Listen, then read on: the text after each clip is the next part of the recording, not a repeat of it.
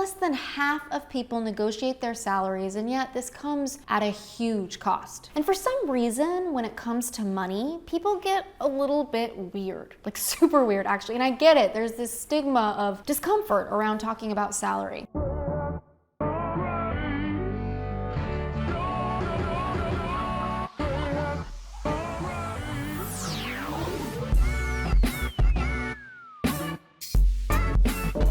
Hello friends, I'm Ashleystahl, a career expert, spokesperson, host of the U-Turn podcast, and best-selling author of the book also named U-Turn. Why do so many people miss the opportunity to negotiate or get into paralysis about offending their potential employer? Usually it's about having a mindset that's based on scarcity. They might believe that they're just lucky to be offered a job versus really tuning in to how hard they work and how much they want to give, the market compensation rates, what they want to ask for, and more. In fact, according to a recent survey by Robert Half, I read that only 38% of workers tried to negotiate a higher salary during their last job offer. And out of this, it was mostly men who negotiated. And this statistic speaks for itself. According to a study by JobVite, 84% of people who negotiated actually ended up receiving higher salaries. So the data, my friend, is in your favor. If you ask for more in life when it comes to your salary, you're probably going to get it. I'm here to tell you that you're worth so much more than a number, and yet you'll only get paid what you feel is right if you ask for it. That's on you. I mean, what's the worst thing that will happen? They'll take away the job offer? I've coached thousands of people in my online courses over the past decade, and I've got to tell you, I've only seen a recruiter rescind a job offer from someone trying to negotiate one time. And ask yourself, would you really want to work in a corporate culture that doesn't support you in taking a stand for yourself? You probably wouldn't want to work for that type of company in the first place. In fact, employers actually expect you to negotiate. So with all of that fresh in your mind, here's how to negotiate your way into getting paid what you're worth. Number one, know your value.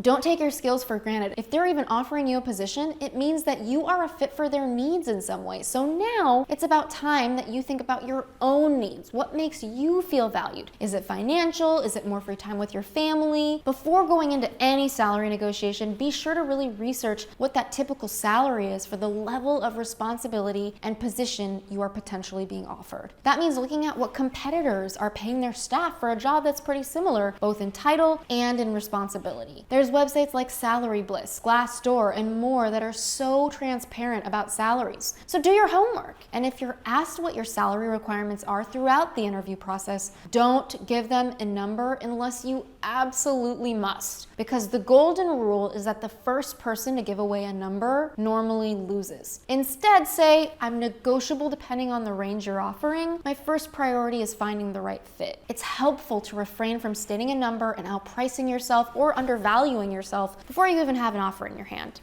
Number two, ask for a precise number.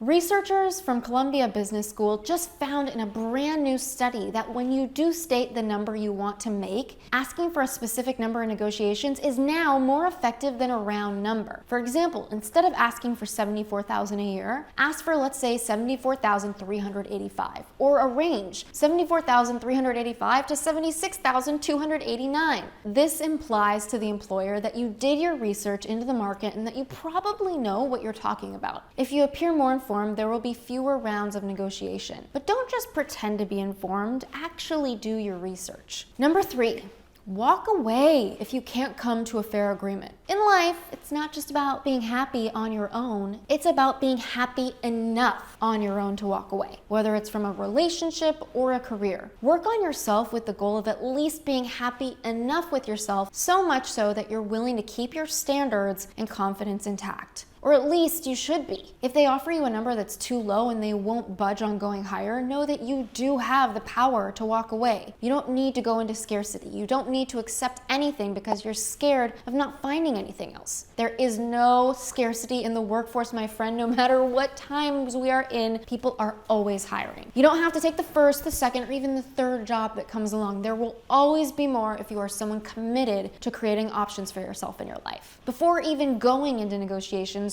know what your cutoff number is, and if they won't go higher than that, you should consider politely declining the job offer and asking them if they can keep the door open to you for future opportunities that might be a better match, aka pay you better. Number 4, don't rush the process. If you need time to think about their offer, do your research, know that there is nothing wrong with asking for 24 to 48 hours to read through everything and get back to them. Making any impulsive decisions during salary negotiations, that can cost you a lot of money in the long run. If a number's been put on the table and you're not sure if you could take it, it's totally okay to ask them for time to read through a written job offer. Do let them know that you're really excited and you're feeling positive about it, but don't commit to accepting the job. All this said, don't ask for too much time. Asking for more than 4 or 5 days can leave a really bad taste in a hiring manager's mouth. And if you do have multiple job offers, do be transparent and tell them that you're really excited about the job, but you're weighing their offer against other offers that you have. This is obviously my favorite position that people in my courses find themselves in when they apply the principle of my Job Offer Academy course. Who knows, if they really like you, they might raise your potential salary just to lure you into accepting their offer. I see it all the time.